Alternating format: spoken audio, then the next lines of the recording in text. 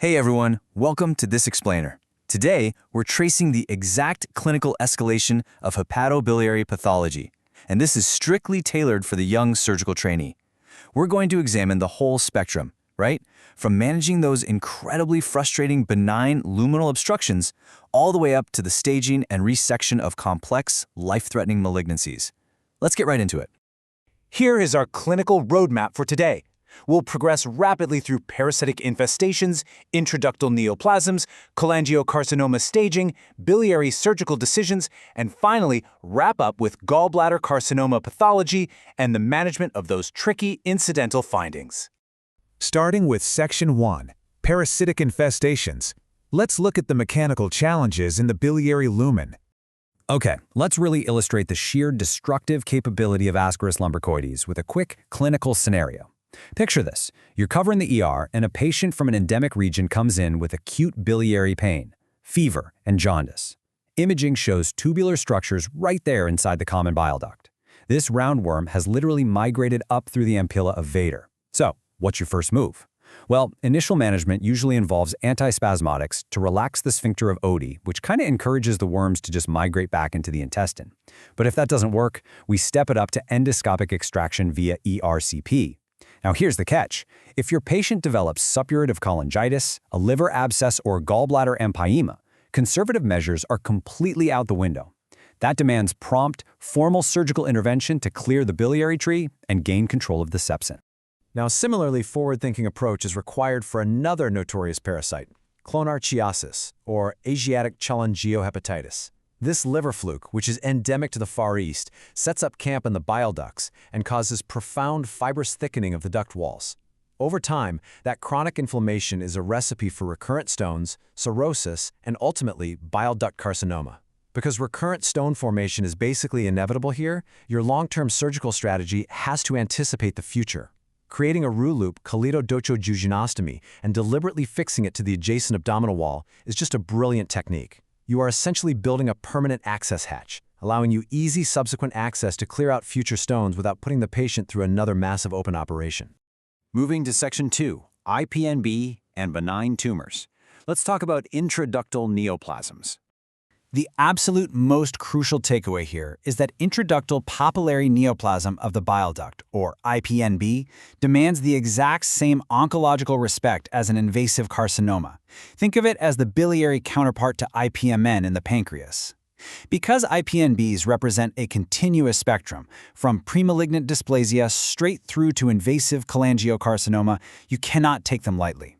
Assuming there's no distant metastasis, aggressive surgical resection is paramount.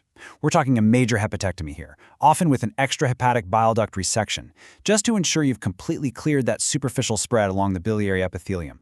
Section 3, Cholangiocarcinoma staging. Let's see how this builds into true biliary malignancies.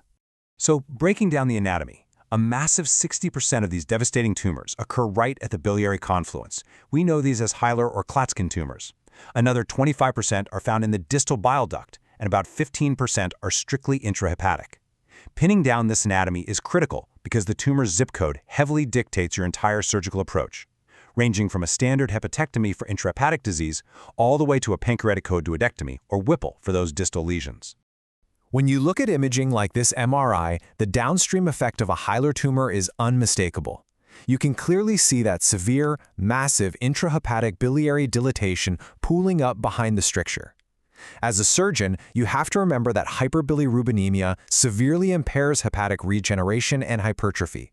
So if you're gearing up for a major liver resection for a tumor like this, precise preoperative biliary drainage isn't just helpful, it is an absolute necessity so your patient's remnant liver can actually recover post-op. Now let's compare how we stage these beasts. The MSKCC classification really elevates the traditional anatomical mapping we get from bismuth-Corlett.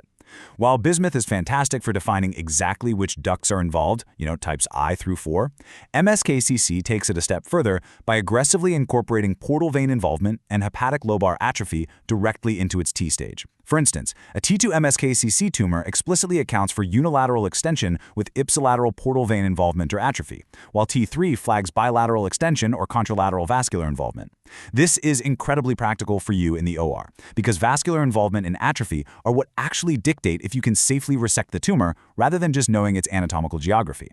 Section 4, Biliary Surgical Decisions. Let's look at the actual clinical algorithms.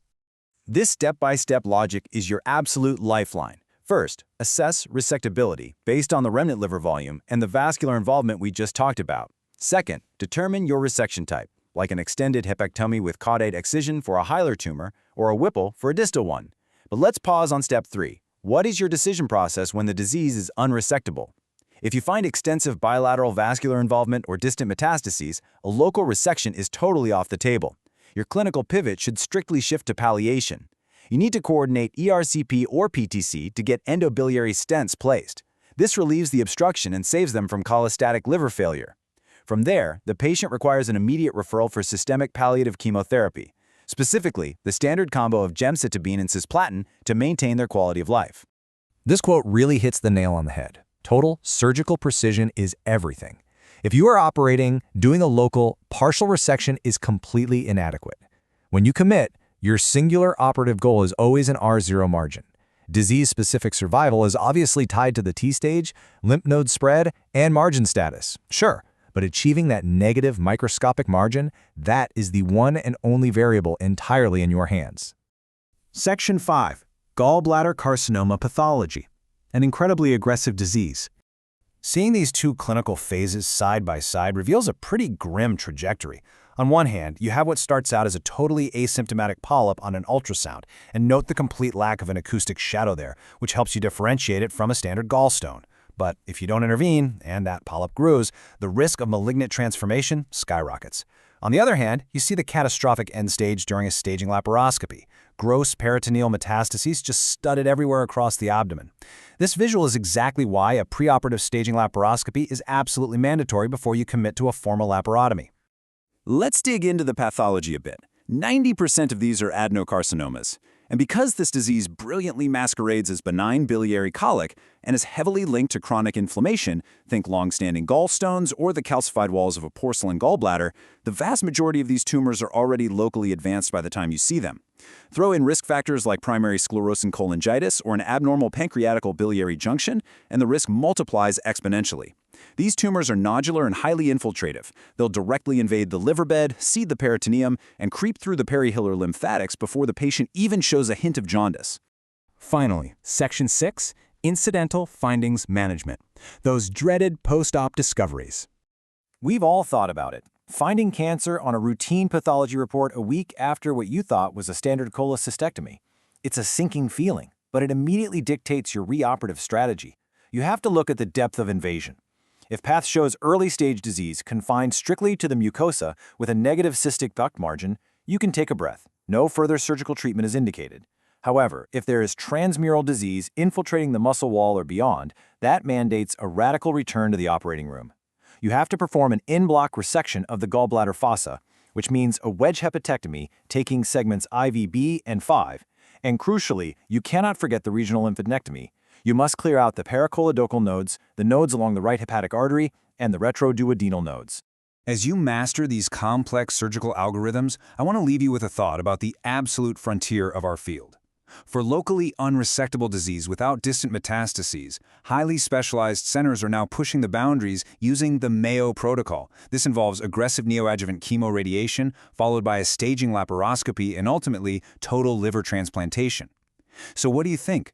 Could this incredibly aggressive approach ultimately redefine what we currently call unresectable in these highly lethal hepatobiliary tumors? It's a fascinating horizon for any young surgeon to watch.